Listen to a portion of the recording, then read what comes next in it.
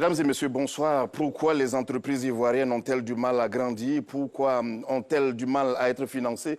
Trop de questions sans réponse à ce jour, alors qu'on le sait, le rayonnement de notre économie ne peut venir que de leur rayonnement à elles, ces entreprises-là.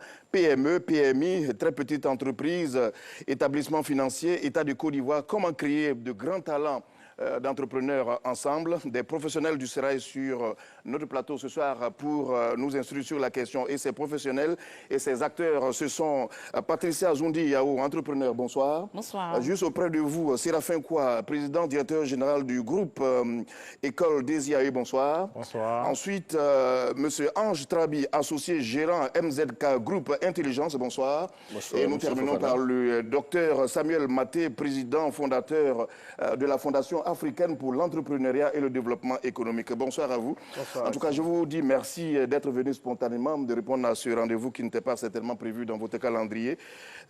C'est vraiment gentil à vous de nous aider à comprendre un sujet qui intéresse tous les Ivoiriens. Alors, la première question, je voudrais m'adresser à vous, Madame Patricia Zoundi Yao. Est-ce qu'aujourd'hui, on le pense de façon générale, les Ivoiriens sont entrepreneurs et entreprenants?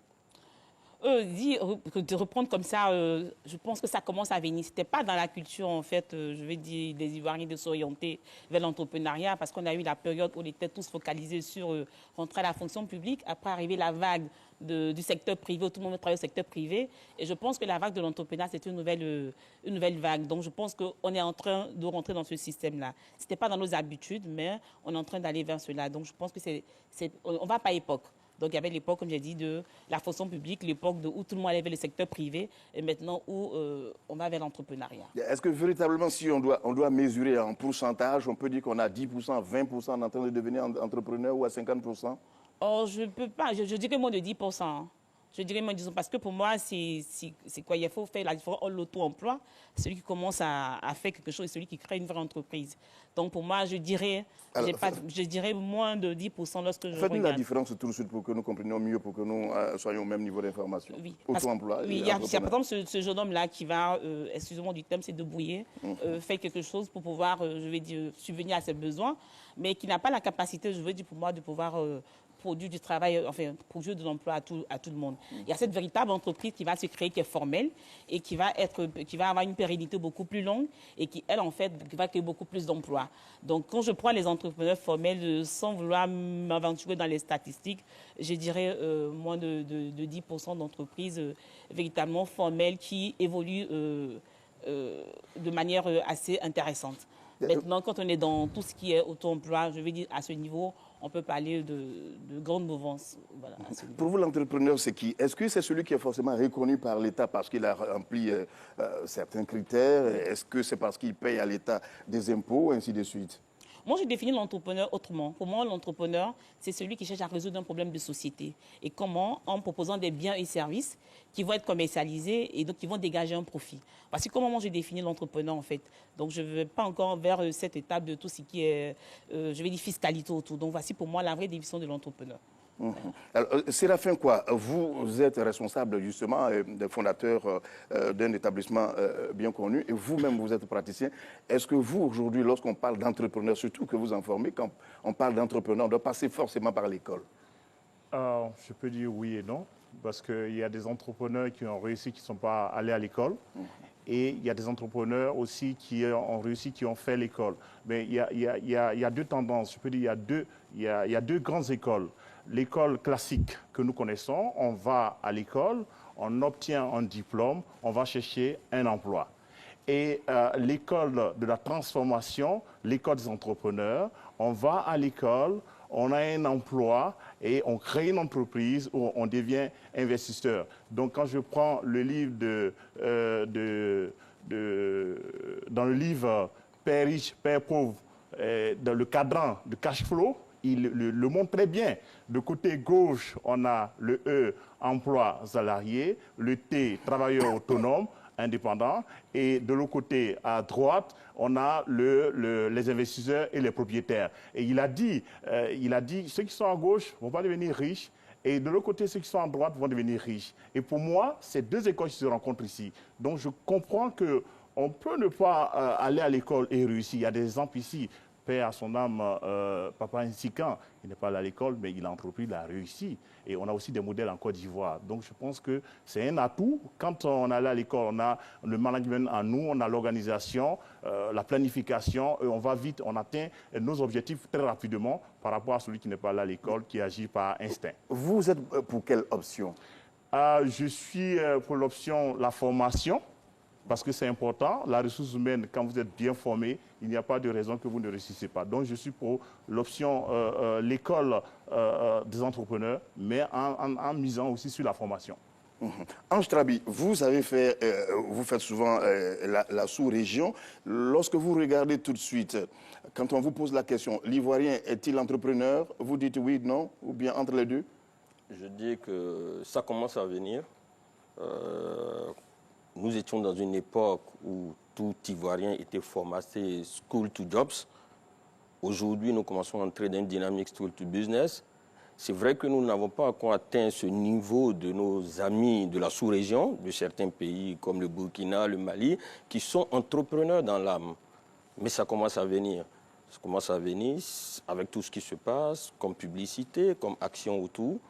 Et c'est quand même, c'est bien parti. Mais entrepreneur dans l'âme, on a l'impression que vous êtes en train de dire qu'on n'a pas besoin d'étudier cela et qu'on est avec que c'est inné. Oui, c'est vrai, on peut ne pas étudier. On peut ne pas étudier, c'est inné, parce que quand vous regardez l'Afrique ancienne, forcément nos parents, les anciens, étaient des entrepreneurs. Ils n'avaient pas forcément besoin d'un emploi salarié pour s'en sortir. Mais quel que soit Alpha, à un certain niveau, vous êtes obligé de structurer votre business. Si vous voulez véritablement être un véritable entrepreneur, si vous voulez être un chef d'entreprise, si vous voulez employer des gens, il y a une réglementation autour. Vous êtes obligé de structurer votre business. C'est vrai qu'on peut aller à l'école et entreprendre, c'est une bonne option, mais même quand on n'est pas allé à l'école, qu'on entreprend, à un certain moment, on est obligé de se former, on est obligé de se faire encadrer, parce que le business, pour qu'il évolue, pour qu'il atteigne un certain niveau de maturité, il a besoin de structuration. Et aujourd'hui, c'est vrai qu'on parle assez souvent de financement, qui est un frein fondamental au développement des entreprises, mais de mon expérience, je parlerai plutôt de ressources humaines de qualité pour amorcer l'étape de croissance. Alors, docteur Maté, on apprend par étude, on apprend aussi par expérience, donc par ce qu'on fait tous les jours. Pour vous, quelle est la définition, la première de l'entrepreneur? Écoutez, Lassiné, au niveau des économistes, l'entrepreneuriat est défini comme un destructeur constructif. Ça voudrait dire quoi? Schumpeter, c'était un économiste qui disait que l'entrepreneur vient pour détruire un système qui existe. Et si vous prenez par exemple, aujourd'hui, les GPS ont disparu parce que Google a créé un autre système qui est gratuit et qui donne les GPS. Donc l'entrepreneur est venu un peu détruire tout ce qu'il y a comme GPS traditionnel, de machines, etc., pour créer un autre type. Donc, en économie, un des plus grands économistes de l'entrepreneuriat, il définit donc l'entrepreneur comme quelqu'un qui a identifié un besoin, mais qui vient avec de nouvelles solutions pour satisfaire ses besoins.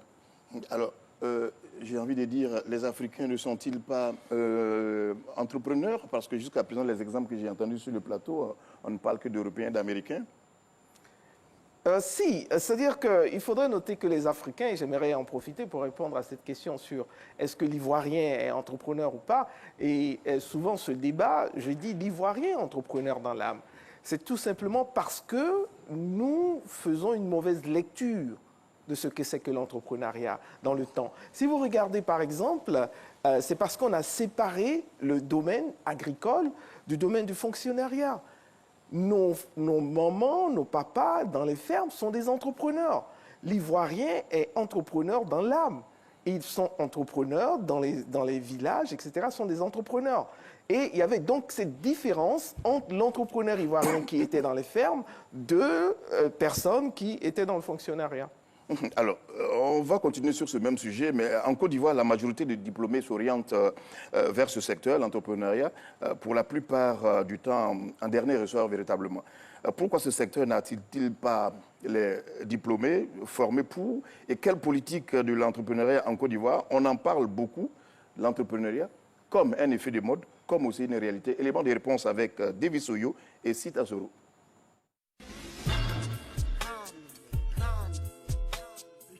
Chaque année, des milliers de jeunes frappent aux portes du marché de l'emploi. Ils sortent de l'enseignement supérieur technique et de la formation professionnelle. L'État ne pouvant pas tous les embaucher, certains se tournent vers le secteur privé. Dans cet univers également, les places valent cher. Les entreprises privées ne peuvent non plus absorber tous les diplômés. La résultante de ce constat, augmentation du taux de chômage, un taux qui oscille entre 65 et 75% selon la Banque africaine de développement. Pour ces nombreuses personnes, majoritairement jeunes, qui restent sur le carreau, une seule option s'offre à eux. Monter sa propre affaire, autrement dit, se lancer dans l'entrepreneuriat pour pouvoir se prendre en charge. Dans ce nouvel univers, les diplômés vont faire face à plusieurs difficultés liées à la mise en œuvre de leurs idées.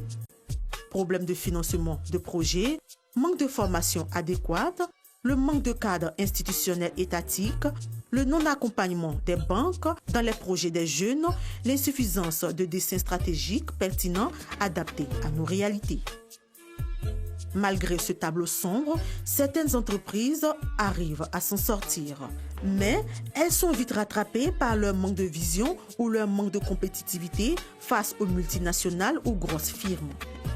L'État, depuis quelques années, a élaboré une politique nationale composée de plusieurs programmes, notamment l'emploi jeune et surtout le plan Phoenix, doté d'un fonds de 86 milliards de francs CFA pour soutenir les PME. Permettre aux porteurs de projets d'être plus compétitifs sur le marché du travail et renforcer les capacités des PME.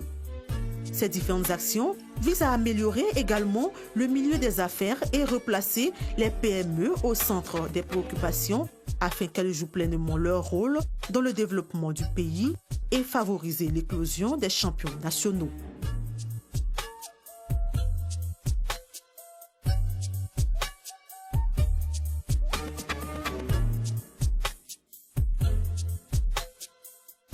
Pour les observateurs du milieu des affaires, avec un système éducatif loin d'être compatible à l'esprit entrepreneurial, beaucoup d'efforts restent encore à fournir par le gouvernement ivoirien pour inculquer à l'Ivoirien le goût de l'entrepreneuriat. Patricia Zoundi, je voudrais commencer par vous. Les champions nationaux, on vient de le voir tout à l'heure dans cet élément, les champions nationaux, on n'en a pas suffisamment. Et l'argument qui est toujours avancé, c'est le financement. Pourquoi doit-on passer le temps, entre guillemets, à attendre de l'État lorsque c'est une affaire privée qu'on a envie de faire? En fait, pour moi, les champions nationaux, c'est une volonté d'abord, une volonté politique. Parce que quand on veut créer des champions, il faut mettre en place un programme, même si c'est discriminatoire. Vous n'êtes jamais dans la logique de le champion veut se créer lui-même ou qu'on le crée? Non, le champion ne peut pas se créer lui-même parce qu'il y a tout un écosystème, en fait, je veux dire, qui ne permet pas au champion de pouvoir évoluer, en fait. Donc, je veux dire, il y a l'écosystème qui doit être fait. À ce que l'entrepreneur, le champion doit faire, il y a l'écosystème. Quand vous regardez les pays qui ont réussi à créer des champions nationaux, à un moment, il y a une décision qui a été pas au niveau théatique. On a l'exemple du Nigeria. On a décidé de créer des champions par secteur. Donc, on a identifié des personnes par secteur. On les a accompagnés de bout en bout et on a créé ces champions. Donc le champion, je vais dire, il ne peut pas se créer lui-même en fait. Il y a tout un écosystème qu'il faut mettre autour du champion. Il y a ce que le champion doit faire. Et puis en fait, il y a l'environnement en fait du champion. Donc je vais dire, pour créer des champions nationaux, pour moi, c'est un vrai programme qu'il faut mettre en place. Donc tout ce champion, il ne peut pas se créer. Les programmes, il existe. Vous parlez de volonté politique. Est-ce que la volonté individuelle même ne fait pas défaut déjà? Non, je ne pense pas. Parce que tout à l'heure, lorsqu'on a parlé de 10%, vous avez parlé de moins de 10%. Oui, mais pour moi, quand on parle de champion, c'est qu'on a déjà identifié quelqu'un qui est déjà dans un secteur. Donc le fait qu'il soit dans le secteur, ça veut dire qu'il y a une volonté pour lui de commencer. Donc le champion, on ne va pas prendre quelqu'un qui n'a jamais entrepris pour le faire un champion. On a déjà identifié quelqu'un qui est en train de jouer, enfin, qui fait le championnat. On le prend et puis on l'appuie. Donc pour moi, la volonté au niveau du champion, elle n'est pas approuvée en fait, à partir du moment où il est déjà dans ce secteur-là. On a vu un peu des preuves qu'il a fait par ces petits pas, en fait. Et ce n'est pas là qu'il faut accompagner pour faire un géant, en fait. C'est ça, en fait. C'est quoi le véritable problème? Un problème d'argent, de financement? Oh, pas forcément, mais tout un écosystème. Hein. Comme je dis, il y a tout un appui à mettre. C'est vrai qu'il y a le financement, mais il y a aussi ce que j'appelle les aspects non financiers, en fait, pour appuyer, par exemple. Lorsque vous prenez une PME, par exemple, la solution n'est pas forcément de lui donner de l'argent. Il y a tout ce qui est assistance non financière autour, qui est ressources humaines, c'est tout un programme autour. Donc, il n'y a pas que le financement. Le financement est vrai une plaie, Parce qu'on m'a dit qu'on a du financement pour avoir les ressources, mais il y a après tout ce qu'il faut mettre qui est non financier autour. Comme j'ai dit, les pays où on a réussi à avoir des champions, quand vous regardez le Rwanda et le Nigeria, il y a eu des décisions qui ont été prises pour protéger les champions et pour les faire grandir. Et après, maintenant, le champion, il est capable de tirer sur d'autres entreprises. Donc, un champion, il ne pourra pas se faire lui-même sans que l'écosystème ne soit pas mis en place. Alors, Séraphin, quoi, moi j'ai du mal à croire que des décisions n'ont pas été prises. Je pense que des décisions politiques ont souvent été prises, mais on entend toujours la même chose. On n'a pas d'argent, on n'a pas été accompagné. On n'a pas d'argent, on n'a pas été accompagné. Quand on regarde toujours ailleurs, ce n'est pas évident qu'on puisse réaliser ce qu'on veut réaliser. Bon, moi je dirais que le tout, c'est pas... L'entrepreneuriat, d'abord, ce n'est pas l'argent. Pour moi, ça commence par une idée. Quand on veut entreprendre. Et tout à l'heure, je vous assure que ce n'est pas à moi qu'il faut le dire. Oui, dites-le plutôt à ceux qui entreprennent. Oui, ceux qui entreprennent, je le dis. J'ai dit tout à l'heure qu'il y a deux écoles qui se croisent. L'école classique, on nous a formaté, notre système éducatif est axé sur la bureaucratie. On a une formation pendant des années. On nous a fait croire que quand on sort de l'école, on a un diplôme, on va faire gérer l'honneur, on va travailler. Voici le réel problème. Et donc, quand je parle de l'école de la transformation, l'école d'entrepreneurs, c'est dit qu'aujourd'hui, l'entrepreneuriat est une voie de carrière. Et c'est un métier qui s'apprend, tout comme les autres métiers quand on devient médecin, au travers d'une pédagogie entrepreneuriale qui est basée sur l'essai-erreur, l'apprentissage. Et tout commence d'abord par une idée d'affaires. Quand vous avez l'idée d'affaires, vous voulez entreprendre, le tout, ce n'est pas l'argent. Moi, je dis à mes étudiants, l'argent est nécessaire, mais pas suffisant pour créer une entreprise. Vous pouvez avoir des milliards, mais si vous n'avez pas l'idée, vous ne pouvez pas prendre de risques. Donc, on ne va pas accuser le gouvernement. Moi, je dis, nous sommes tous responsables. Est-ce que nous prenons des risques? Le goût du risque, c'est ça aussi le problème. Donc, quand vous avez l'idée d'affaires, voyez votre profil. Est-ce que vous avez la formation? Tout à l'heure, on parle des ressources humaines. Est-ce que vous avez une formation adéquate pour pouvoir piloter une entreprise? Parce que c'est la gouvernance d'entreprise. Sachez que pour créer une entreprise, il y a 3 grandes étapes. Il y a l'avant-projet où on a l'idée d'affaires, on réfléchit, on n'a pas encore trouvé, qu'est-ce qu'on veut faire. Et quand on fait le saut, le pendant, on fait le saut, on crée l'entreprise. Et quand on a créé l'entreprise, il ne suffit pas de créer une entreprise. Une étude statistique en France a démontré que 90% des entreprises qui se créent disparaissent en moins de 3 ans. Je n'ai pas encore les statistiques dans mon pays, mais après ça, il faut assurer la pérennité de l'entreprise. Et c'est là qu'on voit le génie créateur, la formation, la ressource humaine en ce moment. Et donc, l'argent vient après. Parce que quand on dit le financement, moi je dis, c'est vrai, les banques ne sont pas les philanthropes. Les banques collectent l'épargne auprès des épargnants que nous sommes et qui vont mettre cet argent à la disposition des gens qui en ont besoin. Donc, la banque va s'assurer que quand je vais prêter de l'argent à X, la banque s'assure que X va pouvoir rembourser. C'est ça le problème. Donc, le tout, ce n'est pas l'argent. Quand j'enseigne les gens, je dis, comptez sur vous-même votre propre épargne, les parents et amis, après les financements étatiques, les financements, les banques classiques. Et voilà, c'est comme ça que ça évolue, c'est le système. Donc, voici ce que moi je peux dire. Ange Trabi, les champions nationaux, je pense qu'il y a encore un déficit. Et l'autre problème, c'est le financement, évoqué à tout moment. Je ne serais pas d'accord avec M. Séraphin quoi sur la question. Le problème d'argent se pose à tout moment. Oui, c'est vrai. C'est vrai que le problème d'argent se pose, mais ce n'est pas forcément le problème fondamental. Il faut d'abord une volonté d'aller, de gagner, de s'investir soi-même dans son projet. Et à partir du moment où tu t'investis et que tu fais un premier pas, tu peux attendre quelque chose de quelqu'un. L'État, on va toujours s'en plaindre. Je suis persuadé que dans 50 ans, ceux qui seront là vont se plaindre de ce que l'État ne fait pas assez pour nous accompagner. Tout est une question de mentalité d'abord. Qu'est-ce que nous-mêmes on décide de faire pour nous? Comment est-ce qu'on décide de nous engager dans notre vie? C'est un peu ça l'enjeu actuellement de l'entrepreneuriat. Il y a des choses qui sont faites au niveau étatique. C'est vrai qu'il y a une volonté tant au niveau du secteur privé que de l'État de construire, de bâtir des championnats nationaux. Mais outre les financements, il y a cet accompagnement, ce lobbying que, par exemple, nos États doivent faire pour accompagner certains champions. Vous voyez, quand certains grands groupes occidentaux arrivent chez nous, je vous assure qu'il y a des lobbyistes, il y a de grands dirigeants qui les accompagnent, qui font des lobbying au haut niveau pour que ces grands groupes-là aient certaines exonérations fiscales. que nous, entrepreneurs locaux, c'est vrai qu'on nous dira qu'il y a un écosystème qui nous accompagne, mais ce n'est pas évident. Nous n'avons pas véritablement ces questions-là. Nous avons une pression fiscale. Mais regardez la majeure partie des grands groupes sous le prétexte que c'est des investissements directs étrangers, des IDE, mais ces personnes-là ont quelques facilités. Il faut que l'État nous accompagne dans certains projets comme cela. Il y a aussi certains nationaux qui sont dans des options à l'international. Moi, je suis en Côte d'Ivoire, je suis au Burkina, je suis au Mali. Je vous assure que la percée dans ces milieux n'est pas si évidente.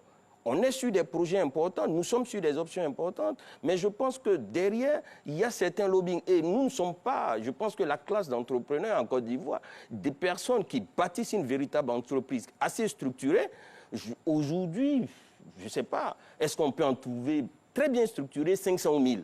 Très bien structuré, des entreprises à capitaux ivoiriens qui ont un certain niveau de maturité qui essaient de s'imposer. Donc ces personnes-là, quand on les identifie, ce que je peux dire, c'est qu'il peut avoir une sorte d'accompagnement. Mais quel que soit le cas, c'est à nous-mêmes entrepreneurs de travailler à nous imposer, de travailler à démontrer que nous sommes là. Quel que soit dans la vie, soit on gagne et les gagnants gagnent, les perdants, ils perdent. Samuel Maté, les champions nationaux, le financement qui manque, n'y a-t-il pas d'autres voies pour avoir accès à l'argent?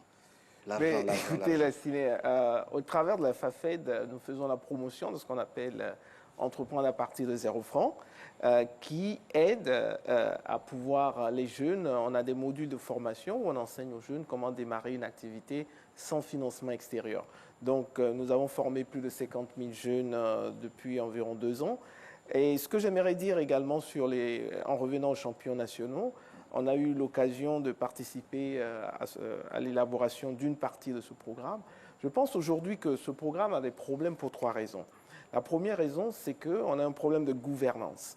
C'est-à-dire que quand on identifie des champions nationaux et qu'on les soutient, normalement, c'est à coût de milliards directement ou à travers des contrats, ça voudrait dire également que cet argent est bien géré et que ces champions qu'on a identifiés sont en mesure de pouvoir bien gérer cet argent et d'en faire un investissement productif.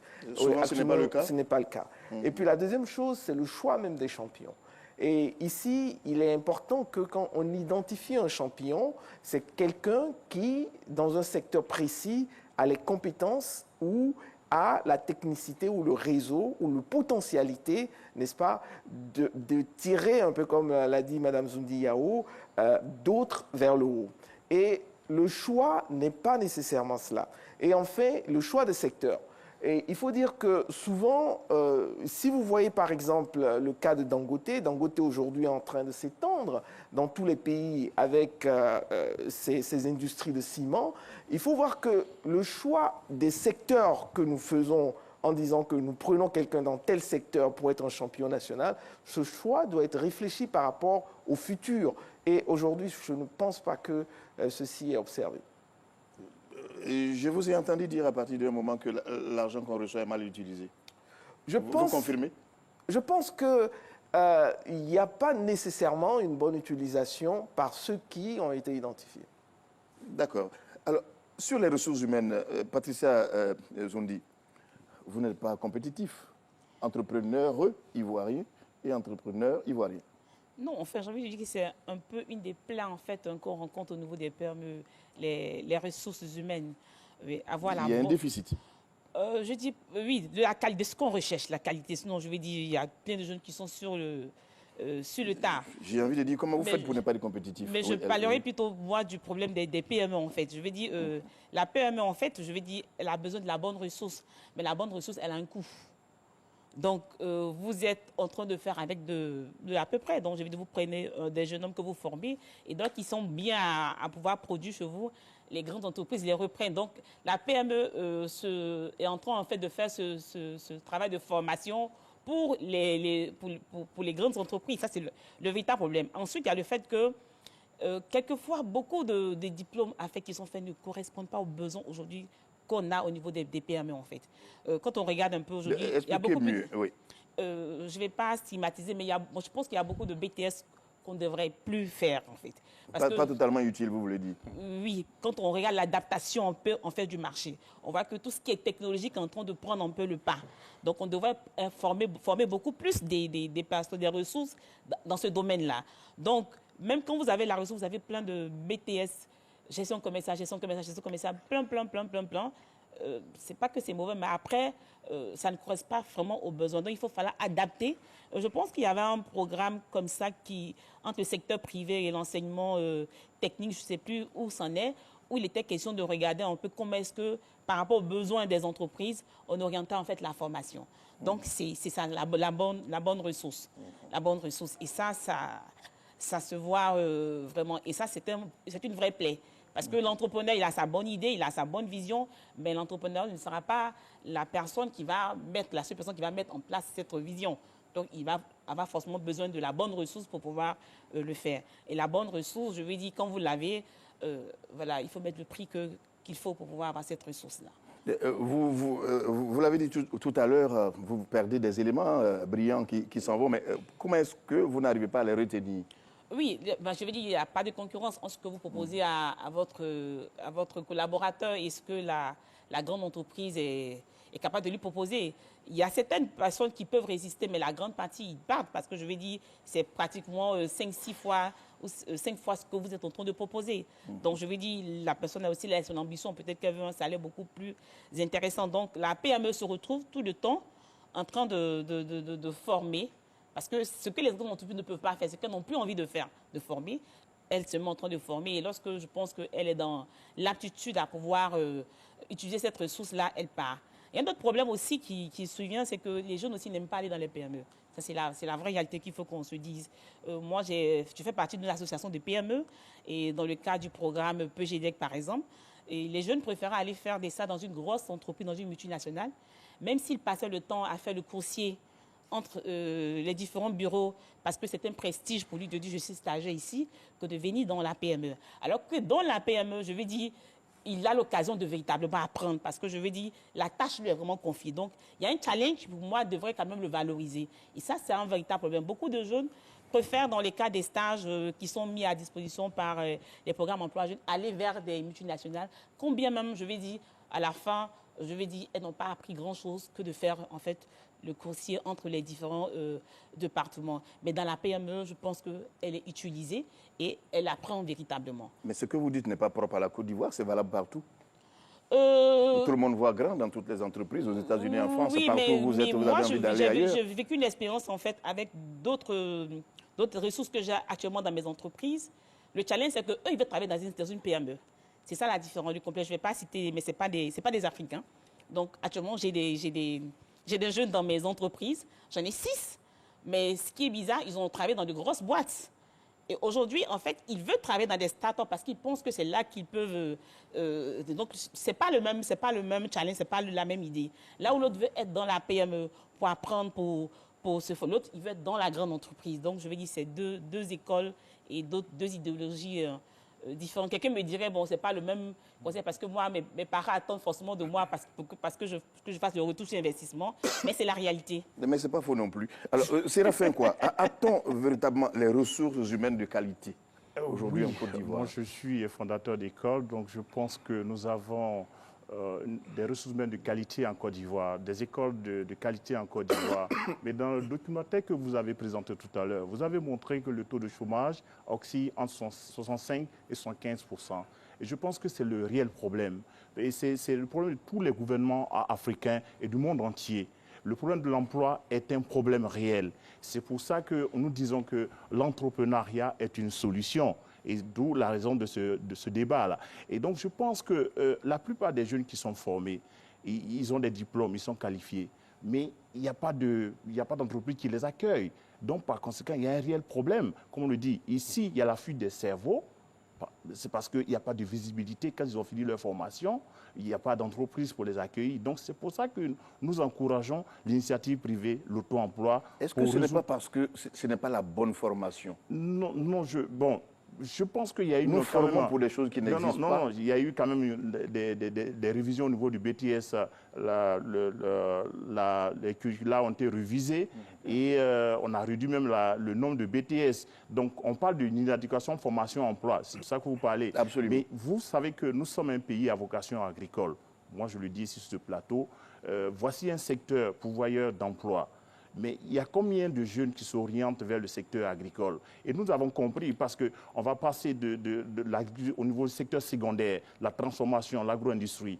Et donc, c'est un secteur qui peut aider le pays. Et je suis convaincu. Et nous avons fait du lobbying au sein du ministère pour qu'on augmente le quota des étudiants au niveau de la filière agricole, de l'élevage. Parce qu'en entrepreneuriat, c'est plus facile d'insérer ces jeunes-là au niveau de l'agriculture, au niveau de l'élevage. Et c'est ce que nous faisons. Donc, c'est du lobbying que nous faisons. Et donc, avec le plan national de développement, le gouvernement l'a si bien compris. Donc, avec le PNIA et tout ça, donc il y a des mesures qui sont mises en place pour aider ces jeunes-là dans ce secteur d'activité. Donc, je pense que moi, c'est la solution que je propose. L'agriculture peut nous aider à régler le problème du chômage en Côte d'Ivoire. Mais M. Séraphin, on continue toujours de demander à ces jeunes-là de s'intéresser à l'agriculture, mais ils ne s'intéressent pas à l'agriculture. Oui, comment les intéresser à l'agriculture? Mais bon, c'est des émissions comme ça quand la RTP nous aide aussi. Très bien, la RTP est déjà en train de faire voilà, ça. C'est ce que vous êtes en train de faire avec le gouvernement. Mais comment est-ce qu'on doit les convaincre, à s'intéresser à l'agriculture? Eh bien, à travers des projets réels. Moi, aujourd'hui, à l'heure où je vous parle, nous avons formé 50 migrants de retour en Côte d'Ivoire dans le secteur de l'agriculture. Ils sont installés, ils ont des fermes et on a fait la première bande. Ils ont eu des marges de près de 500 000 francs par bande. Et ça, c'est concret, donc c'est tangible. Et ces projets comme ça doivent être publiés et su par tout le monde. Donc je pense que, je vous donne un autre exemple. La consommation en Côte d'Ivoire en poisson, c'est près de 400 000 tonnes. La consommation nationale, 400 000 tonnes. Nous avons comme production nationale 100 000 tonnes. Moi, en tant qu'entrepreneur, ça me fait un tic dans la tête. Voici un secteur où on peut insérer des jeunes. Donc, il faut identifier les secteurs pourvoyeurs d'emploi et orienter et mettre en place un fonds de garantie, donc accompagner ces jeunes-là réellement dans ces projets, pour que des projets communautaires, donc pouvoir résoudre ce problème-là. Donc, on l'a fait déjà, on l'a expérimenté. Et dans le bâtiment, regardez, aujourd'hui, le bâtiment, c'est former des maçons. Aujourd'hui, un maçon, il est payé à 7 000 francs par jour. Donc, il y a combien on cherche des maçons, on ne trouve pas. Des plombiers, on n'en trouve pas. Il faut orienter, dans la formation professionnelle, orienter les jeunes vers ces secteurs, vers ces métiers. Et c'est ce que nous faisons. Ange Trabi, déficit de ressources humaines, manque de compétition. Oui, c'est vrai, on peut parler du déficit de ressources humaines, on peut parler d'inadéquation formation-emploi ou emploi-formation, mais chaque Ivoirien, chaque Africain doit s'interroger qu'est-ce qu'il a fait. Parce qu'aujourd'hui, on n'a plus de raison, on n'a plus de prétexte de dire que nous sommes mal formés. Nous sommes tous des enfants de Google. Vous allez sur Google, aujourd'hui, vous avez tout. Vous pouvez vous former en ligne, vous pouvez renforcer vos capacités en ligne.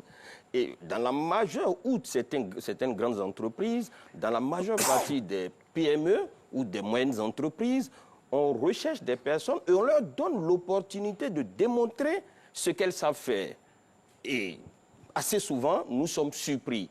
Quand vous regardez certains étudiants, certains élèves ou bien certaines personnes en quête d'emploi, mais le problème qui se pose, c'est que ces personnes-là même n'ont pas compris qu'outre la formation reçue à l'école, il y a de l'auto-formation. On a tous des programmes sur les réseaux sociaux, sur Internet, où on peut se former. Ça, c'est une question. La seconde question, sur les questions de rétention des collaborateurs pour les PME, il faut construire sa marque employeur. À un certain moment, qu'on veuille ou pas, moi je suis passé par là, aujourd'hui MZK Group, c'est une bonne cinquantaine de collaborateurs, un peu plus d'une cinquantaine, où on a quand même 40 qui sont déclarés dans les institutions sociales. Mais nous sommes passés par là où à un certain moment, des collaborateurs à qui on donnait une prime de stage de près de 100 000, 150 000, nous abandonnaient pour aller travailler dans de grosses entreprises sans prime de transport. À ce jour, depuis que j'ai brandé quelques véhicules en Abidjan, mais chaque jour, je reçois des CV. Et il y a plein de jeunes qui sont disposés à venir travailler à MZK Group sans salaire, sans prime de transport. Alors, Madame Patricia Zondi en parlait tout à l'heure, vous êtes revenu sur la question. Dites-nous, qu'est-ce qu'il y a dans l'esprit de ces personnes-là lorsqu'on laisse une entreprise où on est mieux traité pour aller ailleurs? Non, je pense que... Quelle est l'explication logique? L'explication logique, c'est un effet de mode. D'abord, il y a un effet de mode au niveau de l'entrepreneuriat. Moi, je rencontre pas mal de jeunes amis entrepreneurs qui ont des difficultés même à se prendre un taxi, un transport en commun pour venir te rencontrer. Mais quand il vient, qu'il te remet sa carte, il met dessus CEO. Il est Chief Executive Officer. Moi, j'ai une cinquantaine de collaborateurs sur ma carte de visite, c'est encore associé gérant. Parce que c'est ce qui est réel.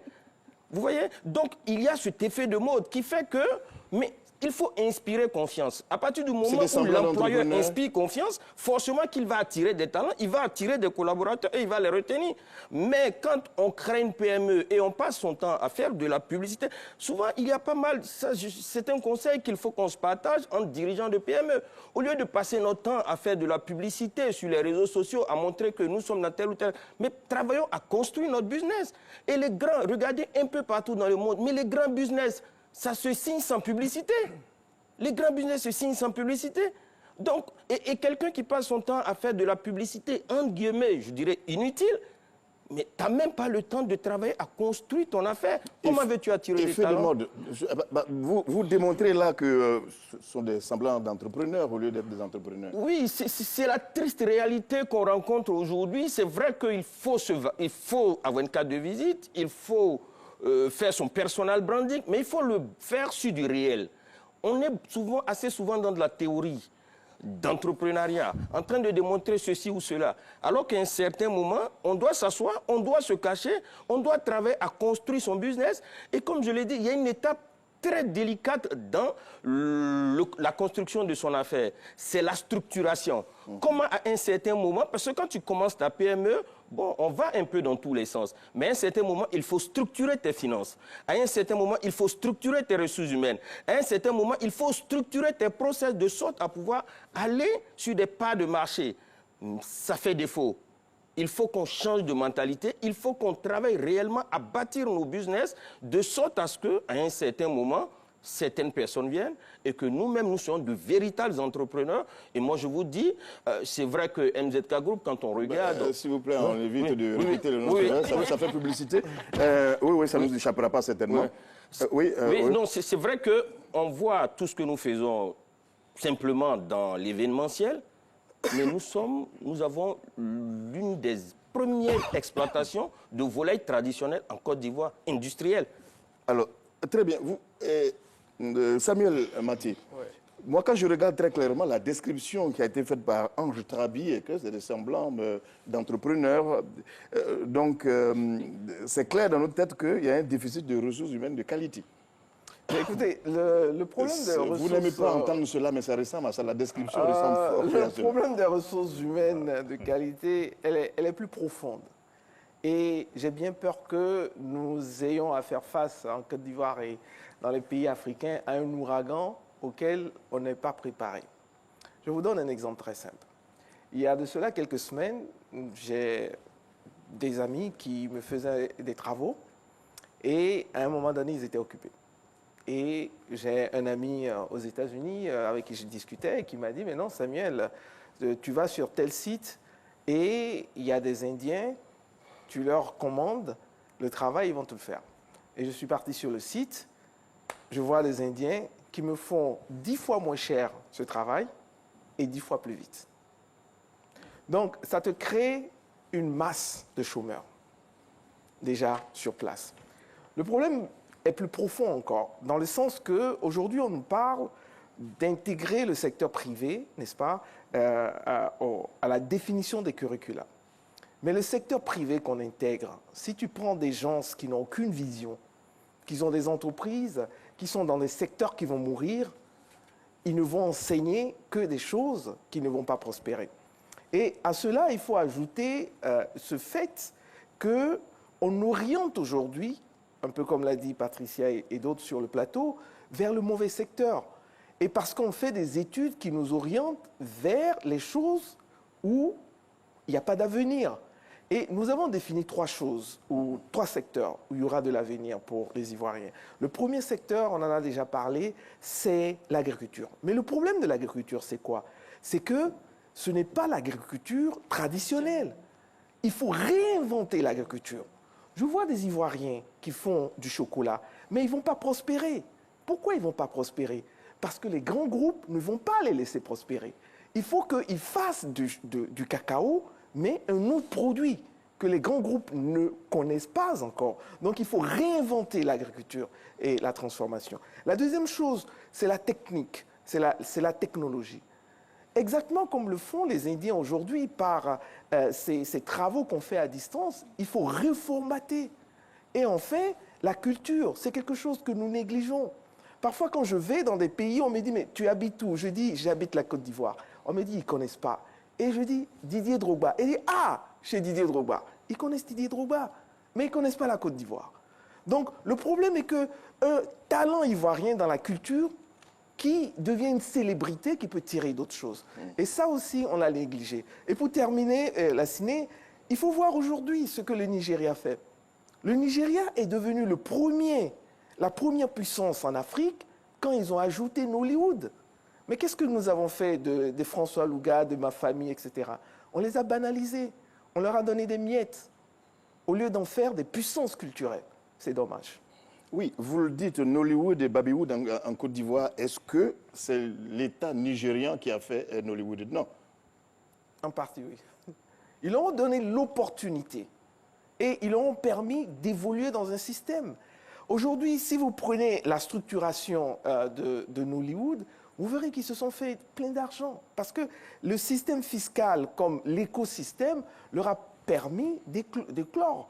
Et ils ont leur programme de champions nationaux également. Oui, ça c'est l'exemple nigérien. Mais je vous assure que Hollywood n'a pas été, ce n'est pas les États-Unis, ce n'est pas l'État qui finance. Bollywood non plus n'est pas financé par l'État indien. Babywood, on est en train de dire, mais si le Nigeria l'a réussi. Là, je ne vais pas affirmer ça, parce que nous ne savons pas ce qui se passe derrière les rideaux. Bon, donc on ne commentera pas ce qu'on ne sait pas. Merci. Très bien. Alors, les Ivoiriennes, de façon générale, la question s'adresse à vous, Patricia Zoundi. Les Ivoiriennes, il semble que vous êtes moins actives, moins entrepreneures que les autres dames ailleurs. Bon, en fait, je ne sais pas d'où vous tenez cette... Et c'est vous qui avez commencé par le dire en parlant du Burkina Faso. Je vous ai très bien entendu sur la question. Non, je ne pense pas que j'ai dit ça. D'accord. Peut-être que c'est plutôt Onge qui a parlé du Burkina et non pas moi. Je ne pense pas que les femmes soient moins entrepreneuses. C'est seulement qu'elles sont dans des secteurs, en fait, qui sont des secteurs qui sont des micros, donc de la TPE. Donc, quand vous prenez toutes ces dames qui, je vais dire, dans les marchés, gourous et autres, qui font, c'est parce qu'on n'arrive pas à pouvoir quantifier, en fait, leur apport, parce qu'elles relèvent encore du secteur informel. Donc, je ne pense pas, je vais dire, qu'elles soient moins courageuses ou moins battantes. Je dirais qu'elles évoluent beaucoup plus dans un secteur, en fait, qui est informel et qu'on n'arrive pas véritablement à quantifier, en fait, leur apport pour pouvoir le faire. Lorsqu'on monte à un niveau macro, on se rend compte que, par exemple, on trouve moins de femmes, par exemple, dans des entreprises de certaines tailles. Mais sinon, je ne pense pas que... Là, vous parlez d'entrepreneurs ou de femmes battantes, parce que c'est différent. Les Mamie Bells, on connaît les femmes Bamileke, mais on parle d'entrepreneurs. Oui. Non, comme vous avez parlé de femmes, des Ivoiriennes, c'est pour ça que vous avez des Ivoiriennes. Les femmes qui réussissent ailleurs pensent différemment. Oui, mais je ne pense pas que les Ivoiriennes pensent autrement. Comme j'ai dit, c'est dans tout un environnement. Il y a des années avant, quand on parlait d'être entrepreneur, c'était quoi? C'était quelqu'un qui construisait des maisons. Donc la définition de l'entrepreneur n'était même pas connue. Quand on dit que tu es un entrepreneur, c'est que tu construis des maisons pour quelqu'un. Donc je vais dire, c'est un écosystème. Donc je vais dire, la femme ivoirienne ne va pas évoluer en dehors de tout cet environnement. Mais je vais dire, c'est toujours au niveau macro. Parce que moi, je travaille beaucoup en milieu rural. Mais vous avez pas mal de femmes, je vais dire, entrepreneurs à un niveau, mais je vais dire, dont on n'arrive pas à quantifier, je vais dire, le travail. Donc aujourd'hui, c'est comme on formalise, c'est comment est-ce qu'on amène ces femmes-là à sortir de là. Donc je ne pense pas. Comme l'autre l'a dit, il y a eu un moment où, je vais dire, les Ivoiriens étaient beaucoup plus portés sur, je vais dire, aller à la fonction publique. Après, on allait vers le secteur privé, donc c'est une mouvance. Mais par contre, je ne pense pas que l'entrepreneuriat, comme le disait, soit un effet de mode pour moi. Parce que je ne pense pas que c'est trop sérieux, en fait, l'entrepreneuriat. C'est trop sérieux pour être de la mode. Parce que Oui, moi, on quand peut le dit les dire, faits mais de dans mode, la ça pratique de passe. tous les jours... oui. Non, c'est trop sérieux. En revanche, je suis dans l'entrepreneuriat, je vois des jeunes entrepreneurs qui font ce qu'ils peuvent. Ce n'est pas du tout évident. Et je ne pense pas que ce soit des personnes qui ont envie de s'amuser. Je disais une fois un banquier qui traitait un peu les entrepreneurs de voyous. Je dis, mais faites une journée avec un entrepreneur. Faites une seule journée. C'est-à-dire, suivez, si vous avez quelqu'un, suivez un entrepreneur du matin jusqu'au soir. Bon, certainement, vous n'avez pas l'impression qu'il est en train de jouer. Voilà. Non, certainement, vous avez sorti ces propos aussi du contexte. Je crois qu'il s'adressait certainement aux entrepreneurs qui ne remboursent jamais. Non, mais pour Oui, moi... j'imagine aisément. Non, pour moi, il faut faire la différence entre quelqu'un qui s'est dit... je pense que le cas dont peut-être Ange passe, c'est quelqu'un qui n'est pas entrepreneur. Quelqu'un qui est entrepreneur, il a beaucoup plus de travail avec que de frimer. Il y a tellement de choses à faire que vous n'avez pas le temps de frimer. Il y a vos réalités qui vous rattrapent. Il y a vos charges qui vous attendent. Il y a les impôts, il y a les salaires. Donc, vous n'avez même pas le temps de frimer. Vous n'avez pas le temps de filmer parce qu'il y a la réalité du terrain qui est là. Donc, quelqu'un peut s'iriger, prendre ce titre-là, mais un vrai entrepreneur n'a pas le temps de bluffer. Séraphin, quoi, on a l'impression que l'entrepreneur, c'est tellement sérieux qu'il ne faut pas confier cela aux seuls entrepreneurs. Je vous ai dit tout à l'heure que être entrepreneur, c'est un métier. Ne deviens pas entrepreneur qui veut. C'est vraiment un métier et c'est une passion. Tout ce qui se fait de grand se fait avec la passion. Engel, qui l'a dit. Et donc, je pense qu'aujourd'hui, être entrepreneur, c'est une volonté. Vous avez pris la décision, je vous donne moi-même mon exemple. Quand j'ai fini mes études, j'ai dit, je ne veux pas travailler pour quelqu'un. Je veux être mon propre patron. C'est un choix de carrière. Et donc, c'est toute ma vie. Et je ne peux, pour rien au monde, je ne peux jouer avec ça. Et donc, j'ai créé mon entreprise. J'ai créé un emploi. Je l'ai sécurisé. Aujourd'hui, j'emploie 40 personnes. J'emploie près de 200 professeurs qui contribuent au niveau social. Parce que imaginez, si une personne nourrit 10 personnes, 10 fois 100, ça fait 1000 personnes. Donc, vous voyez l'enjeu social, l'enjeu économique, l'enjeu financier, notre contribution au niveau du PIB, le chiffre d'affaires, tous ces éléments-là, parce que le PIB, c'est la somme des valeurs ajoutées, hein, la production moins la consommation. Donc, par conséquent, un entrepreneur, je pense qu'aujourd'hui, c'est avec fierté, sur ce plateau, on est 5, mais je pense qu'on est 4 entrepreneurs avec un journaliste et c'est avec fierté que chacun de nous défend cette position d'entrepreneur. Le 5e, c'est certainement le journaliste. Alors, Ange Tarbi, est-ce qu'aujourd'hui, quand on regarde véritablement la situation, on vous juge, on vous trouve très attentiste par rapport aux entreprises étrangères. Nos PME sont écrasées par les multinationales. Est-ce que c'est pas simplement parce que votre égoïsme, vous, entrepreneur, fait que vous ne pouvez pas vous mettre ensemble pour être une force? Oui, c'est peut-être un élément de réponse. Oui, c'est pas si faux. Je pense qu'entre nous, entrepreneurs ivoiriens, on n'a pas la culture de la solidarité. Vous voyez, même dans la musique, on fait des featuring pour évoluer. C'est comme ça qu'en entrepreneuriat, nous, entrepreneurs, on doit pouvoir faire des featuring, on doit pouvoir se mettre ensemble sur certains projets et puis accéder à des parts de marché assez importantes. Donc, à ce niveau, je pense qu'il faut davantage de solidarité et ça, je le ressens très bien. Quand je suis dans des pays comme le Mali, comme le Burkina, tu sens une certaine solidarité nationale. C'est vrai qu'on dirait qu'il faut la préférence nationale, mais c'est un slogan étatique. Il faut que, effectivement, les Ivoiriens apprennent à se faire confiance. Et comment vous le sentez au Burkina et au Mali, les exemples que vous avez donnés? Bon, sans rentrer dans du détail, je vois comment les parts de marché, certaines personnes se font la passe sur des options, sur des parts de marché. Comme il est difficile pour nous de pénétrer ces marchés-là, ça c'est... J'y suis. Je vous soupçonne de dire que... je vous soupçonne de dire qu'on leur fait la part belle. Non, je ne suis pas en train de dire cela. Je suis en train de dire que, outre le slogan étatique, il est intéressant que nous-mêmes, Ivoiriens, nous puissions nous faire confiance. C'est ça aussi le changement de paradigme, c'est ça aussi l'Ivoirien nouveau qu'on veut bâtir, c'est l'Ivoirien qui fait confiance à son ami Ivoirien. Mais je veux rassurer Mme Zoundi en disant, on a beaucoup de jeunes entrepreneurs talentueux qui se battent tous les jours. J'en vois plein, tout le temps, parce que j'ai un département incubateur en interne. Mais il y a beaucoup qui sont dans de l'effet de mode. Quelqu'un qui a des difficultés à se trouver un emploi, il faut savoir que ça sera 10 fois plus difficile de bâtir une entreprise et de chercher plusieurs clients. On pense que l'entrepreneuriat, c'est pour ceux qui n'ont pas eu d'option. Non, l'entrepreneuriat, c'est pour les excellents. C'est vrai qu'on a parlé du cas brillant de paix à son âme, M. Nsika et de pas mal de personnes, mais ils sont combien? La majeure partie de ceux qui réussissent, regardez très bien leur parcours, ils ont bâti quelque chose, ils ont travaillé assez souvent dans une grosse entreprise, ils ont vu des murs et des pavettes, et à un certain moment, ils ont décidé de faire le saut. C'est vrai. Aujourd'hui, il faut savoir que l'entrepreneuriat, c'est pour les excellents. Quand on entreprend, on n'a plus de vie. Moi, j'animais une conférence une fois où j'ai une jeune dame qui m'a dit, moi, comme je ne voulais plus avoir de patron, je ne voulais plus qu'on me commande, voici pourquoi j'ai décidé d'entreprendre. J'ai dit, madame, désolé. Quand tu es dans une entreprise, quelle que soit la hiérarchie jusqu'au DG, tu as peut-être 10 patrons. Mais moi, par rapport à mon business, j'ai plus de 1000 patrons. Tous mes clients sont individuellement mes patrons.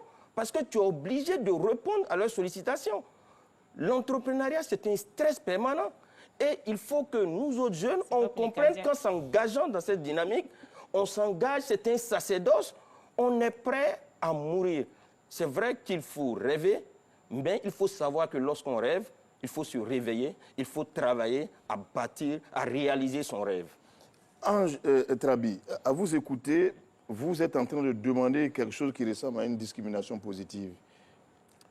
Oui, discrimination positive, c'est-à-dire, je suis en train de dire plutôt qu'il est intéressant que nous-mêmes, jeunes entrepreneurs, on comprenne que notre destin est dans notre main. Il faut qu'on travaille, qu'on structure davantage nos business, qu'on s'engage effectivement dans nos activités, et je suis persuadé qu'on sera honoré par M. le Président de la BAD, comme Mme Zoundi l'a été il n'y a pas longtemps.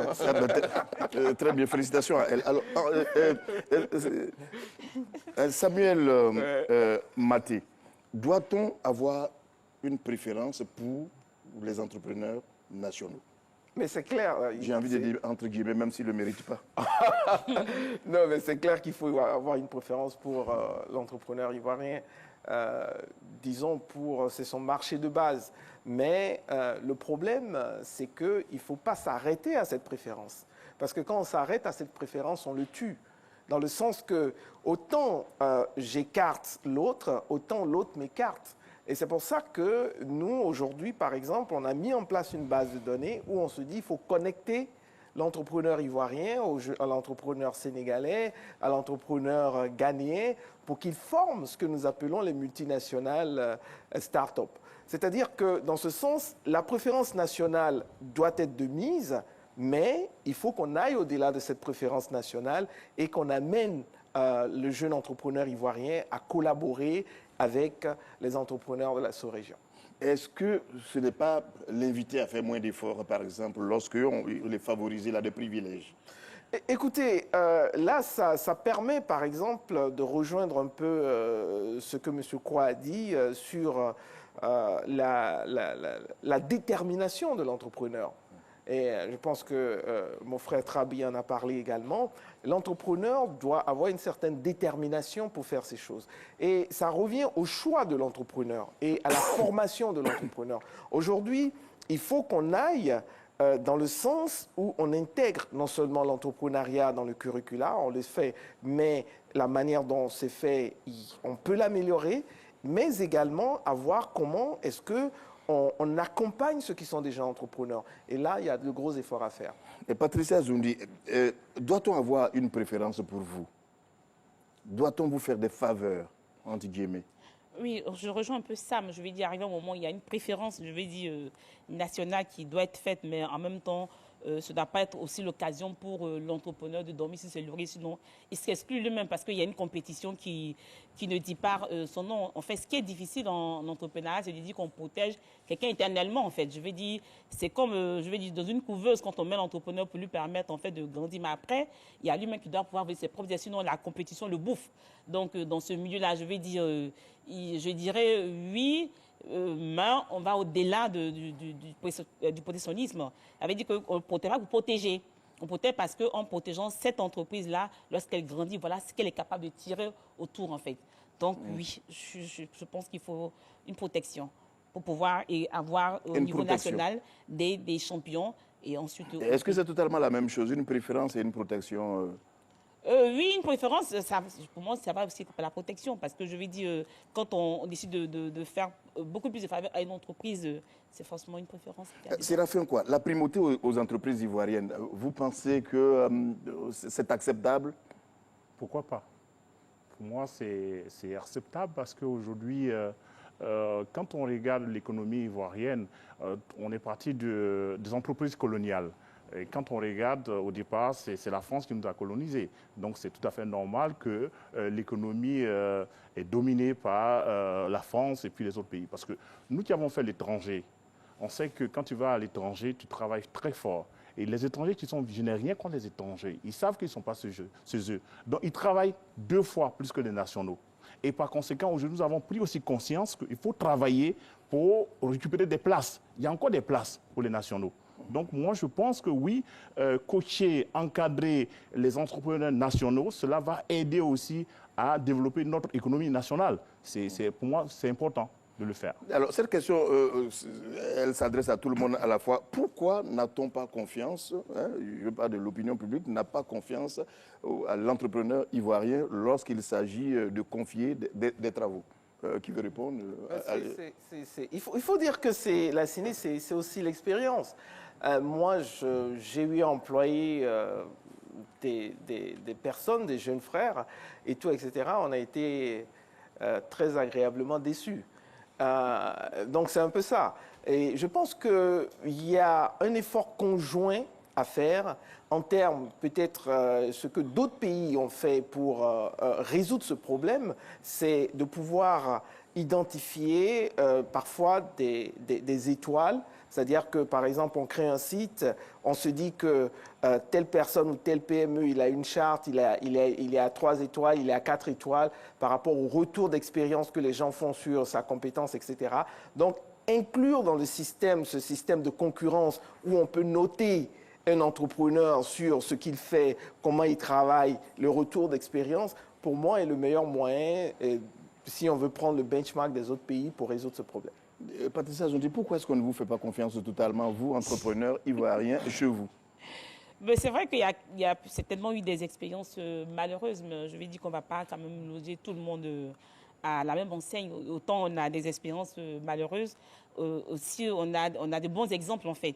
Beaucoup plus d'expériences regrettables, on a de bons exemples, seulement qu'il faut peut-être beaucoup plus communiquer sur ces bons exemples. Mais j'avoue aussi qu'il y a des expériences malheureuses pour être vice-présidente d'une organisation de PME. Je sais qu'à l'époque, avec mon président, on avait essayé d'identifier des PME qui devaient assurer un marché pour une entreprise qui ne s'est pas bien passée, ça c'est vrai. Mais par contre, il y a certains qui se sont bien comment je peux dire ça, bien illustrés dans leur domaine. Donc voilà, et comme Sam le disait, Samuel, excuse-moi. Oui, Samuel Maté, oui. Samuel Maté le disait, il faut après mettre des critères de notation pour pouvoir permettre. C'est que les critères de notation qui vont faire en fait ce qu'on appelle l'élimination. Quand vous voyez bien souvent, si c'est un site, vous avez la possibilité, en choisissant, je vais dire, un prestataire, de regarder les commentaires qu'on a dit de ces personnes. C'est visible, cette transparence en ligne. Donc, ça permet aussi à l'entrepreneur de faire attention, en fait, parce qu'il sait que, voilà.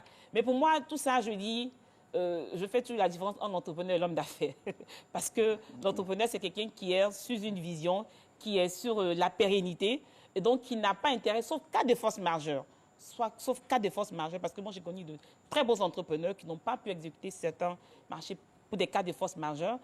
Sinon, en général, quelqu'un qui bâtit tout un empire n'a pas intérêt à rentrer dans des compromis, en fait. Et Patricia Zondi, pourquoi vous ne dites pas très clairement pourquoi est-ce que les gens n'ont pas confiance en vous, entrepreneurs ivoiriens?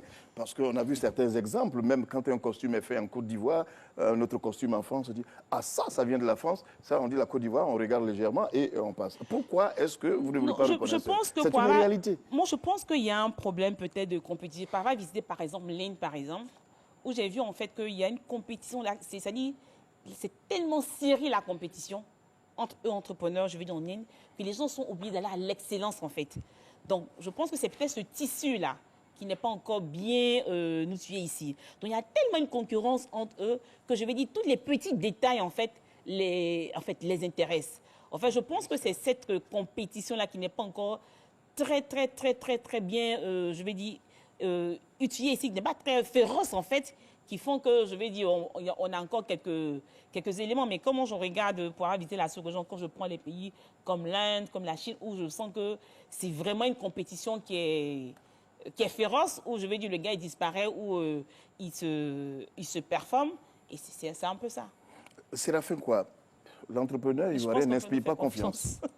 Non, moi je ne peux pas le dire ainsi. Donc vous n'avez pas envie de le dire, mais mais je sais que vous avez entendu cela. Par moment, on dit que nul n'est prophète sur soi. Peut-être que c'est ça, c'est l'adage qui le dit, mais je dis que quand même on a des modèles d'entrepreneurs en Côte d'Ivoire. Ce qu'il faut faire, il va falloir faire, c'est de faire la promotion des jeunes entrepreneurs, des talents. Il y en a, il y a des entreprises. Aujourd'hui, je l'ai dit, on est des jeunes entrepreneurs sur ce plateau. Donc il faut célébrer comme on fait Miss Côte d'Ivoire, donc un concours de jeunes entrepreneurs pour montrer les performances de ces entreprises en Côte d'Ivoire. Il y en a. Moi, je peux vous donner mon modèle d'entrepreneur. Vous avez dit tout à l'heure, en Côte d'Ivoire, mon modèle en Côte d'Ivoire, c'est Diagou. Je ne vais pas le cacher, je vais le dire. C'est Diagou, c'est mon modèle en Côte d'Ivoire. Il y a d'autres modèles encore.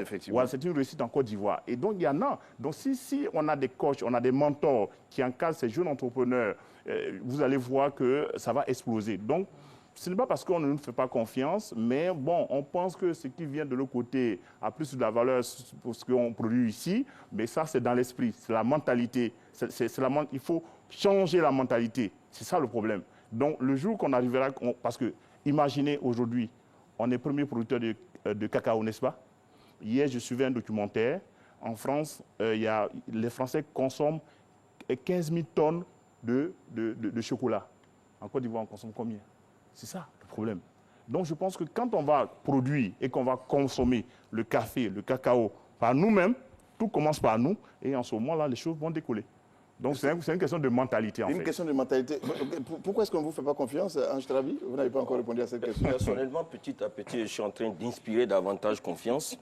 Parce qu'il faut savoir que la confiance, ça se mérite. On n'est pas obligé de t'aimer.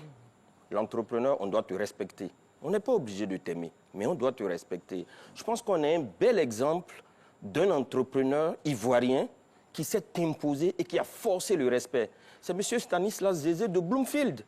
Il est dans un secteur d'activité, mais incroyable. Un Ivoirien, je pense, venu de quelque part, mais qui s'impose à ce niveau, où la notation financière, qui entendait parler de la notation financière dans ce pays? Mais aujourd'hui, il s'est imposé en Côte d'Ivoire et au-delà de la Côte d'Ivoire. Voici des exemples. Nous devons sortir des questions d'à peu près. C'est-à-dire, nous sommes souvent comme des artisans en train de dire, bon, ça va aller. Non, les finitions ne sont pas nettes, quel que soit ce qu'on demande, et on s'en dit, bon, comme ça va aller. Non, non, non. Je pense qu'à un certain moment, nous devons travailler petit à petit, à inspirer confiance et à nous faire respecter. C'est mon point de vue. À vous faire respecter. Oui. Par notre travail, par la qualité de notre travail. C'est vrai, parce que celui qui te confie un marché, c'est quelqu'un qui a besoin d'un service de qualité. Et assez souvent, pour les PME, vous allez voir que c'est des grosses entreprises qui vous confient des travaux. Mais pas parce que ces entreprises-là ne peuvent pas le réaliser, parce que ces entreprises-là sont concentrées sur des enjeux stratégiques. Donc, on te confie le travail. Mais il faut produire un travail de qualité au-delà des attentes de l'entreprise. Tu vas imposer respect, tu vas inspirer confiance. Alors, Samuel Maté, comment aujourd'hui peut-on transformer les chercheurs d'emploi en créateurs d'emplois? Je pense qu'à cette question, les chercheurs d'emploi n'ont pas trop le choix. Parce que dans le modèle traditionnel, ce qu'on avait avant, c'est qu'on avait l'État qui absorbait la plupart de ceux qui cherchaient de l'emploi, et ensuite on avait les multinationales. Aujourd'hui, l'État ne peut plus absorber cette masse. Et également, on se rend compte que les multinationales sont dans une démarche où elles ont réduit significativement leur recrutement.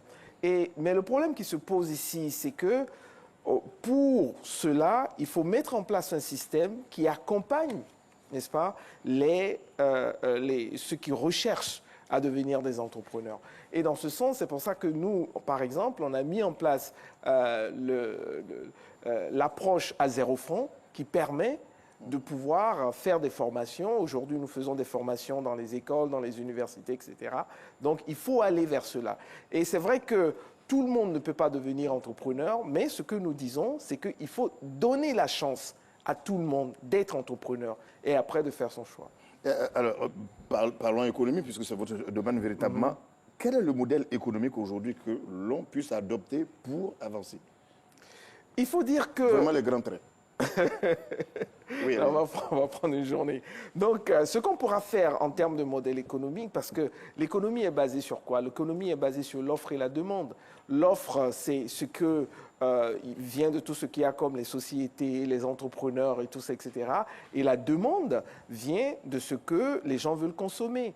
Donc, le meilleur modèle qu'on peut mettre en place, c'est déjà d'identifier où va la demande. Et c'est là que nous disons que on est en train de pécher, on est en train d'aller dans la mauvaise direction. Il faut qu'on identifie véritablement où va la demande. Et maintenant, quand on aura identifié où va la demande, il faut créer l'offre. Et cette offre, ce sont les entrepreneurs qui le font. Et votre costume, c'est un entrepreneur, vos lunettes sont un entrepreneur, etc. Donc, il nous faut aujourd'hui identifier là où va la demande et ensuite, maintenant, créer les gens qui vont satisfaire cette demande tant nationalement qu'internationalement. Alors, je voudrais déjà sur ce premier point. Aujourd'hui, où va la demande en Côte d'Ivoire de façon générale? La demande, où va la demande en Côte d'Ivoire? Ça revient aux 3 secteurs clés que nous avons identifiés dans une étude, qui sont l'agriculture, on aura toujours besoin de manger, mais il faut réinventer l'agriculture. Il y a la technologie, tout le monde a son portable et tout, etc. On évolue. Et ensuite, il y a la culture. On consomme le football, on consomme les émissions, etc. Et je pense que ce sont ces 3 secteurs d'agriculture réinventés, de la technologie réinventée et ensuite de la culture qui pourra nous amener vers la bonne demande. On a un gros problème lorsqu'on parle d'agriculture parce qu'on consomme ce qu'on ne produit pas et on produit ce qu'on ne consomme pas. Oui, et là, c'est à l'État de le faire. Monsieur Kwa a parlé tout à l'heure du fait qu'on ne consomme pas le chocolat. Moi, j'étais au Ghana, qu'est-ce qui se passe? L'État ghanéen, dans certains cas, pour les écoles, les cantines scolaires, a imposé la boisson de cacao. Donc, il nous faut arriver à ce niveau où il faut une volonté politique en ce moment, et régalienne, où l'État impose, par exemple... Sur ce marché libéral? Il n'y a pas vraiment de libéralisme à 100% quand vous regardez les États-Unis. Hein. Très bien. Quel est le modèle que vous voyez, Patricia Zondi? Quel modèle économique, à votre avis, doit être aujourd'hui? Comment est-ce qu'on doit pouvoir accompagner l'entrepreneur? Moi, je verrais en fait trois secteurs. Donc, il y a d'abord tout ce qui est écosystème. Donc, je prendrais d'abord la fiscalité. Donc, c'est vrai que ces derniers temps, il y a quelques efforts qui ont été faits, je vais dire, au niveau fiscal, mais encore, je vais dire, je pense qu'on n'est pas encore satisfait. Donc, il y a cette fiscalité-là qui, pour moi, relève du domaine de l'État et qui est autre que le financement. Il y a ça. Et le deuxième élément qu'il faut mettre en place en fait, pour accompagner en fait, tout cet écosystème-là, c'est ce qu'on est en train de voir qui est en train de naître, des incubateurs, des accélérateurs, de véritables programmes d'accompagnement, pas de formation spot, de véritables programmes d'accompagnement au niveau de ces entrepreneurs-là. Et après, comme je dis, pour moi, c'est de mettre en place le programme de champion. Voilà, à plusieurs niveaux. Donc, ce programme de champion, on peut le mettre à plusieurs niveaux, au niveau de la petite, de la moyenne et de la grande.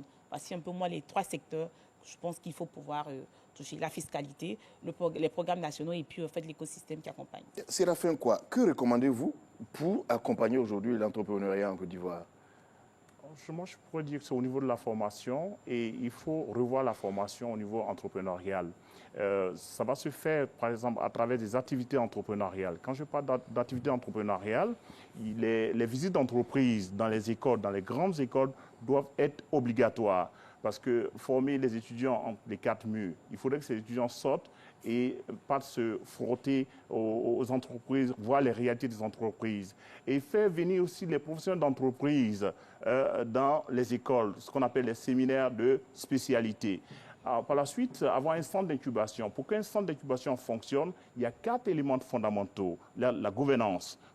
Ensuite, il y a l'hébergement qui peut être physique ou virtuel. Il y a l'encadrement et le financement. Et je pense que nous, écoles, nous avons 3 éléments. Et le financement, si l'État se positionne et qui finance les centres d'incubation, on va pouvoir créer des pépinières d'entreprises et développer. Tout dernièrement, le CPC a publié une étude faite par un cabinet français.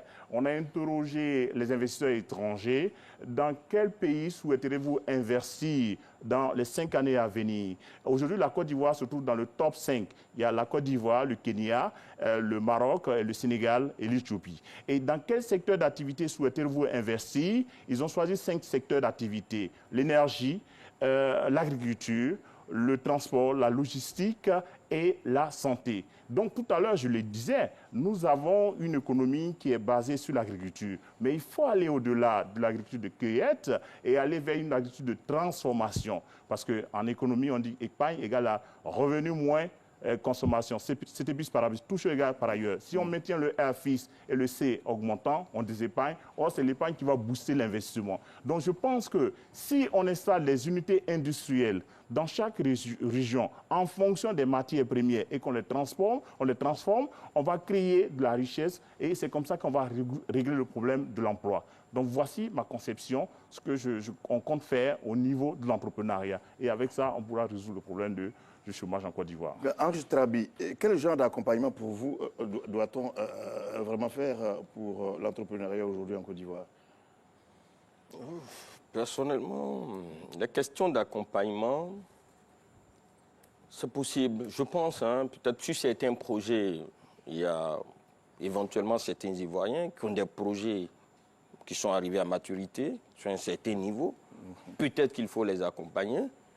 Je ne suis pas économiste, je ne veux pas trop m'aventurer dans certaines théories, mais il y a aussi une classe de jeunes cadres d'entreprise, sinon de cadres dirigeants, à qui on doit donner le goût de l'entrepreneuriat.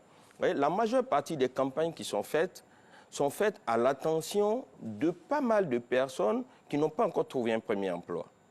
Il faut peut-être changer de paradigme et attaquer tous ces jeunes cadres qui sont déjà chefs de service ou directeurs dans certaines entreprises et leur donner le goût de l'entrepreneuriat.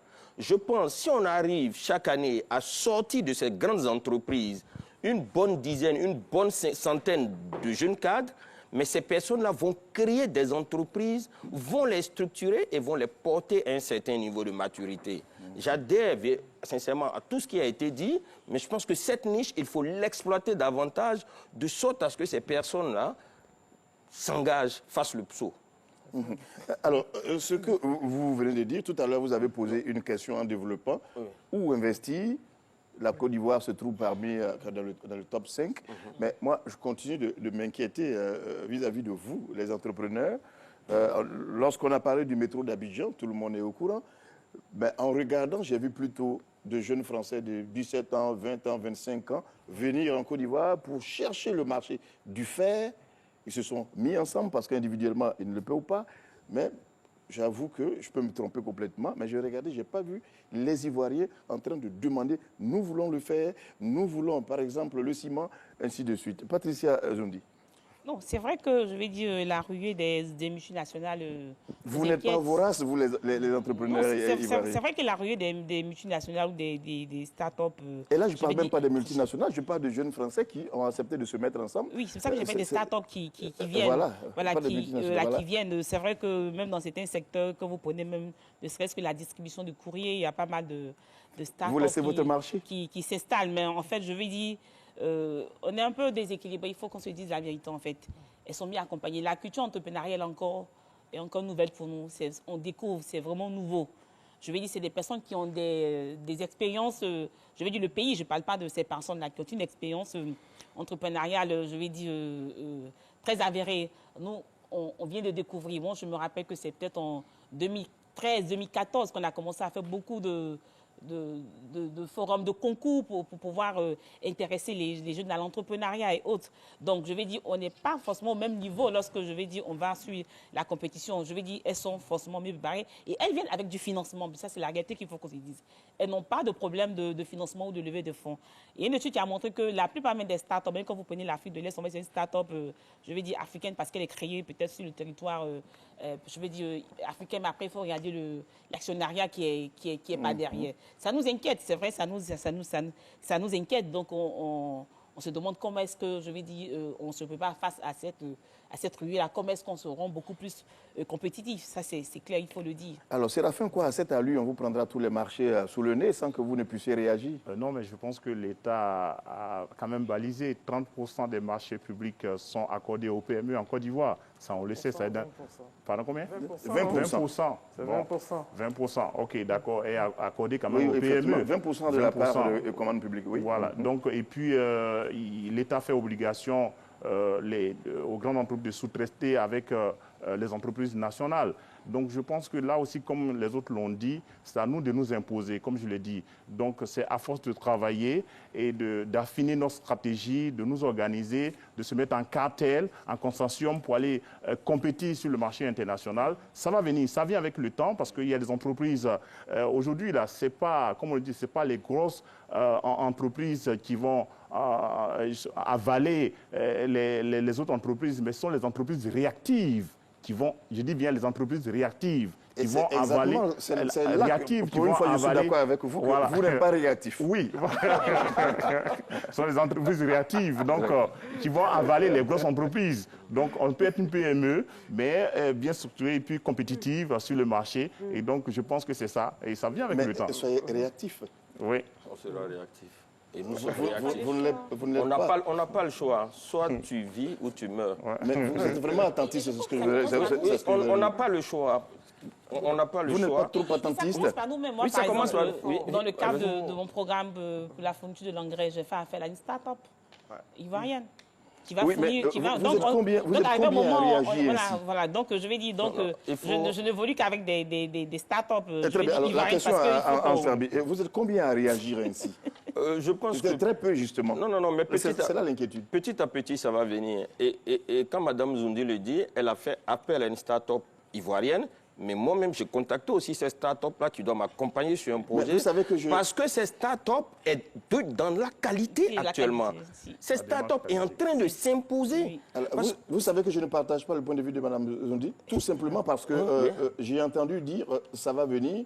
Alors pourquoi est-ce que vous voulez toujours commencer au commencement alors que les choses sont déjà en avance? Il faut aller déjà où les autres sont. Oui, vous savez, on n'a pas les étapes, mais déjà, oui. On n'a pas une vieille culture d'entrepreneuriat.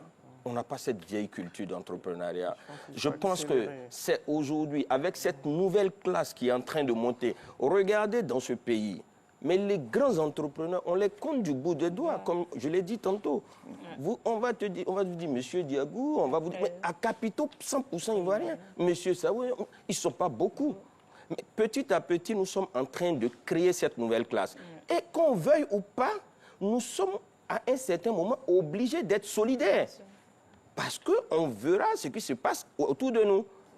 C'est vrai qu'on va demander beaucoup à l'État. On souhaite que l'État fasse davantage au niveau de la fiscalité, au niveau de la pression des impôts. Mais si nous-mêmes, nous savons nous mettre ensemble, comme tout à l'heure, j'ai parlé de futuring. J'ai travaillé sur 2 gros projets intéressants.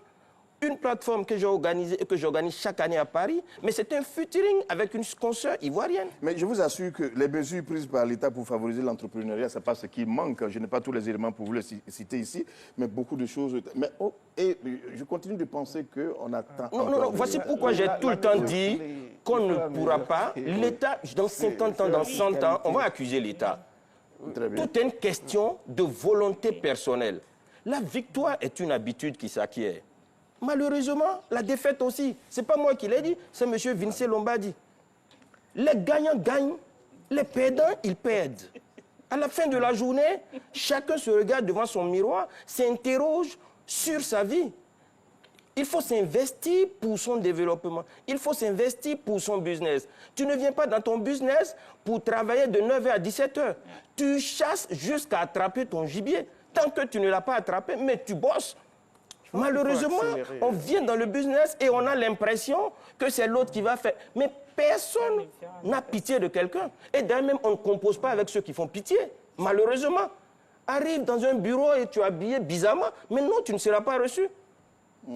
Il faut... Oui, Non, ce que je voulais dire, c'est que trois choses. Rapidement, il faut accélérer le rythme de création des entrepreneurs. Et c'est pour ça, par exemple, que nous, on a lancé un programme de formation de 100 000 femmes entrepreneurs avec la FIPME. Donc, il faut accélérer les choses comme ça. Il faut multiplier ces exemples. Madame Zoundi, Patricia a parlé de la fiscalité. On a demandé à ce que l'État défiscalise les 3 premières années de toutes les entreprises créées par de jeunes Ivoiriens. Ce sont des mesures concrètes qu'il faut mettre en place. Et je pense que c'est dans ce sens qu'il faudrait qu'on aille. Alors, les 4 dernières minutes, vraiment, pour terminer, je commence par vous, Madame Patricia Zoundi. Quelle conclusion vous pourrez tirer aujourd'hui, peut-être en quelques mots, comment faire de l'entrepreneuriat en Côte d'Ivoire une priorité? Moi, je pense qu'il faut y croire. Il faut y croire. Et je dis déjà qu'il y a un effet de mouvement qui a commencé. C'est vrai qu'on a l'impression que c'est un effet de mode, mais je pense que ça ne va pas passer. L'effet éphémère ne va pas passer parce qu'on n'a pas le choix. On est véritablement contraints différents. Donc, c'est que chacun joue sa part. Les entrepreneurs n'ont pas le choix que de jouer les passions. On disparaît du marché. Et je pense que pour moi, l'avenir est brillant. Voilà, je pense que les choses sont en train de bouger. Les choses sont en train de bouger, mais juste pour vous encourager vous-même ou bien vous êtes vraiment optimiste? Non, parce que je vais dire, quand on voit un peu la concurrence, quand on voit ces startups-là aujourd'hui qui lognent, de la Silicon Valley qui lognent, je veux dire, l'Afrique, il y a forcément une réactivité en nous qui est en train de naître, en fait. Donc, je veux dire, on n'est plus dans une zone de confort, dans une zone d'insécurité. Et quand vous êtes dans une zone d'insécurité, vous êtes obligé de produire. Donc, pour moi, c'est ça. C'est-à-dire, c'est de faire confiance aux entrepreneurs locaux. Je pense qu'ils... D'accord, moi j'ai envie de dire qu'il faut prouver qu'on doit vous faire confiance. C'est la fin. C'est la fin quoi? Je pense qu'on a déjà prouvé. D'accord. Moi je dirais qu'il faut faire confiance aux entrepreneurs nationaux, mais je vais conclure en utilisant notre devise union, discipline, travail. Union, soyons unis, soyons solidaires. On ne peut pas entreprendre tant qu'il n'y a pas la stabilité. Je demande à nos aînés de s'entendre pour nous garantir une stabilité en Côte d'Ivoire. Union, discipline, soyons disciplinés. On ne peut pas entreprendre si on n'est pas discipliné. Et le travail. Travaillons, parce que seul le travail libère. Le travail va nous assurer une garantie. Voilà. Ange Trabi, votre conclusion? Ma conclusion, elle est simple. Qu'on sache que les gagnants gagnent. Les perdants, ils perdent. L'avenir, ce n'est pas ce que l'on souhaite, c'est ce que l'on construit. Dans la vie, on a un choix. Soit on suit, soit on est suivi.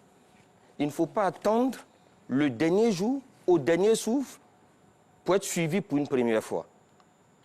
Nous avons notre destin en main. La jeunesse ivoirienne a du potentiel. Il n'y a plus de raison de rester là en train de pleurnicher. Que l'État existe ou pas, nous devons gagner. Il faut qu'on ait cet esprit de gagnant. Merci. Samuel Maté, pour terminer. Écoutez, je pense qu'il n'y a pas d'autre choix. L'entrepreneuriat est la solution. Il n'y a pas d'autre choix. Et par l'approche à 0 franc dont nous faisons la promotion, c'est-à-dire que ne compter que sur soi-même, pas sur l'État, pas sur les autres. En tout cas, merci à vous, Samuel Maté, merci à vous, Ange Trabi, à vous aussi, Séraphin Quoi, et à Patricia Zoundi. Merci à vous de nous avoir aidé à éplucher notre sujet d'aujourd'hui, entrepreneuriat en Côte d'Ivoire, effet de mode ou réalité. Merci à vous, chers téléspectateurs, de nous avoir suivis et je vous souhaite une très bonne soirée sur RTI1.